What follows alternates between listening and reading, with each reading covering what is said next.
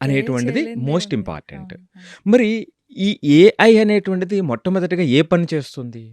ఇప్పుడు మీరే ఇంట్రడక్షన్‌లో చెప్పారు. హ్మ్. ఇంజినీరింగ్ డిగ్రీ యొక్క పరిస్థితి ఏమిటిప్పుడు? హ్మ్. ఎందుకు డైరెక్ట్ హిట్ అవుతుందిప్పుడు? హ్మ్. నిన్నటి వరకు రాజుగా ఉన్నటువంటి బ్రాంచ్ సీఎస్‌సి అనేటువంటిది ఏంటిది? ఇది హ్మ్. తీసుకోవాలా? వద్దా? తీసుకుంటే ఏ కాంబినేషన్‌తో తీసుకోవాలనేటువంటి పరిస్థితి ఎందుకొచ్చింది?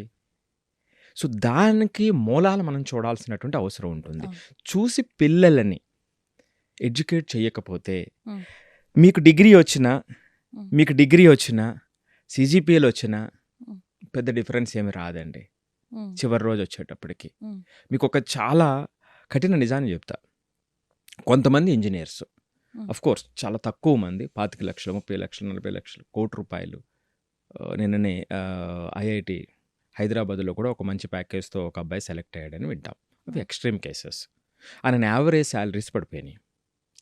ఒక engineering graduate most of the engineering graduate 10,000-15,000 salary సంపాదించాలంటే కష్టమైనటువంటి పరిస్థితి ఈ రోజునుంది.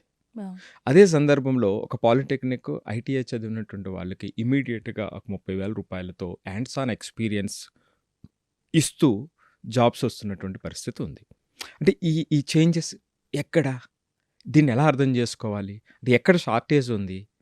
ఎక్కడ స్కిల్స్ లేవు? అనే పాయింట్‌ని మనం అర్థం చేసుకోకపోతేనండి ఏం చెప్పినా సరే కష్టమవుతుంది. హ్మ్. అంతే కాకుండా ఇంజినీరింగ్ ఇప్పుడు చదువుతున్నటువంటి స్టూడెంట్ ఈ రోజున మనం చూస్తున్నాం. గత 3 సంవత్సరాల నుంచి అనేక రోల్స్ మారిపోయినాయి.